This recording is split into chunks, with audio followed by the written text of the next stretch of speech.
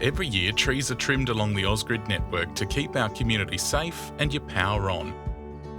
This work is essential for maintaining reliable power, minimising outages in storms and reducing bushfire risks. In fact, data suggests 2/3 of outages during severe weather are caused by branches falling on power lines. While we do our best to protect the network, Ausgrid also encourages councils and landowners to help by trimming the trees we can't access. In the past few years, we've experienced some of the most severe weather events in well over a decade, making it more important than ever that we're all trimming for tomorrow.